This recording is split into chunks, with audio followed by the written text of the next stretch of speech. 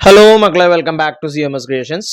നമ്മളിന്ന് ചെക്ക് ചെയ്യാൻ പോകുന്നത് CBSE class 10 mathematics chapter 6 triangles എന്ന് പറയുന്ന ചാപ്റ്ററിൽ എക്സൈസ് 6.3 ക്വസ്റ്റ്യൻ നമ്പർ 8 ആണ്. Okay, L is a point on the side AD produced of a parallelogram ABCD and BE intersect CD at F. Show that triangle ABE similar to triangle CEFB. Okay, ഇവിടെ ഞാനൊരു ചിത്രം വരച്ചിട്ടുണ്ട്. ഇനി ആ ചിത്രം എങ്ങനെ വരച്ചതെന്നുള്ളതും കൂടി ഞാൻ വരച്ച് കാണിച്ചു തരാം. നമുക്ക് ക്വസ്റ്റ്യനിൽ ചിത്രം തന്നിട്ടില്ല. ഓക്കെ, അപ്പോൾ ABCD എന്ന് പറയുന്നത് ഒരു പാരലോഗ്രാം ആണ്. അപ്പോൾ നിങ്ങൾ ആദ്യം ഒരു പാരലോഗ്രാം വരക്കണം. ഓക്കെ, സ്കെയിലൊക്കെ വെച്ച് കറക്റ്റ് വരക്കുക കേട്ടോ. ഓക്കെ, ഇനി ഇവിടെ A എന്ന് കൊടുക്കുക, ഇവിടെ B എന്ന് കൊടുക്കുക, ഇവിടെ C എന്ന് കൊടുക്കുക, ഇവിടെ D എന്നും കൊടുക്കുക. ഓക്കെ, ഇനി L അല്ല E ആണ്. അവിടെ വേറൊരു സാധനം മറിച്ചെന്നുകൊണ്ടാണ് കേട്ടോ. Okay, E is A point on the side AD. AD എന്ന് പറയുന്ന സൈഡിലുള്ള ഒരു പോയിന്റ് ആണ് E എന്ന് പറയുന്നത്. അപ്പോൾ ഈ AD നിങ്ങൾ E എന്ന് പോയിന്റ് കൊടുത്താലുള്ള പ്രശ്നം എന്താണെന്നറിയോ? ഈ AD നിങ്ങൾ ഈ AD എന്ന് പറയുന്ന സൈഡിൽ നിങ്ങൾ E എന്ന് പറയുന്ന പോയിന്റ് കൊടുത്തു കഴിഞ്ഞാൽ intersect CD at F. CD എന്ന് പറയുന്നൊരു പോയിന്റ്, അതിലൊരു എഫ് എന്ന് CDയിലെ എഫ് എന്ന് പറയുന്നൊരു പോയിന്റിൽ ആര് ഇന്റർസെക്ട് ചെയ്യണം? BE ഇന്റർസെക്ട് ചെയ്യണം. അപ്പം നിങ്ങൾ ഈ ADയുടെ ഈ സൈഡിൽ E കൊടുത്താൽ എന്താ സംഭവിക്കുക? ഈ B എന്ന് E വരച്ചു കഴിഞ്ഞാൽ അത് CDയിൽ ഇന്റർസെക്ട് ചെയ്യില്ല.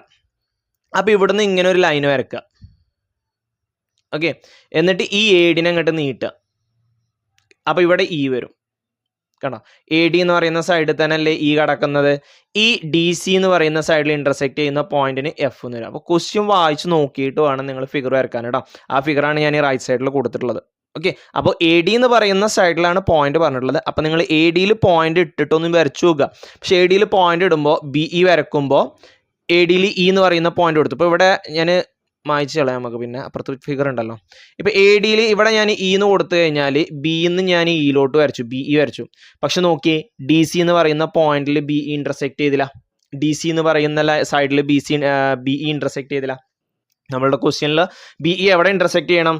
CD എന്ന് പറയുന്ന സൈഡിൽ F എന്ന് പറയുന്ന പോയിന്റിൽ. അതുകൊണ്ടാണ് ഇങ്ങനെ ഫിഗർ വരുന്നത്.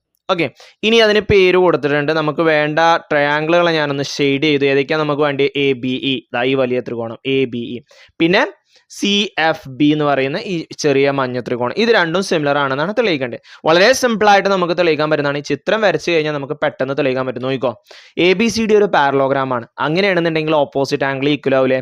എക്ക് ഓപ്പോസിറ്റ് അല്ല C കിടക്കുന്നത്. അപ്പം angle A equal to angle C ആണ് അല്ലേ? ഒരു പാരലോഗ്രാമിന്റെ ഓപ്പോസിറ്റ് ആംഗിൾസ് എന്താണ്? ഈക്വൽ ആണ്. അപ്പോൾ ആംഗിൾ A ഈക്വൽ ടു എന്താണ്?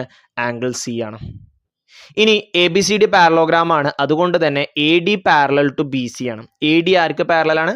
BCക്ക് പാരലൽ ആണ്. AD എന്ന് പറയുന്ന സൈഡ് BCക്ക് പാരലൽ ആണ് എങ്കിൽ അതുകൊണ്ട് AE എന്ന് പറയുന്നതും BCക്ക് പാരലൽ ആവില്ലേ? കാരണം AD എക്സ്റ്റെൻഡ് ചെയ്തതാണ് AE.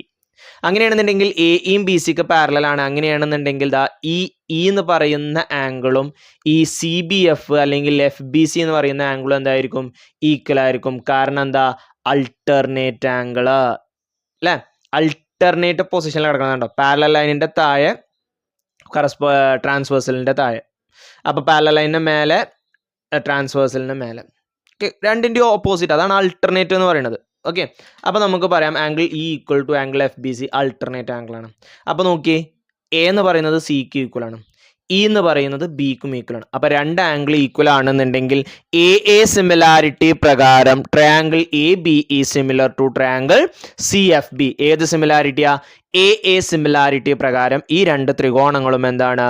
സിമിലർ ആണ്. So we can say that triangle ABE similar to triangle CFB according to AA similarity. Okay.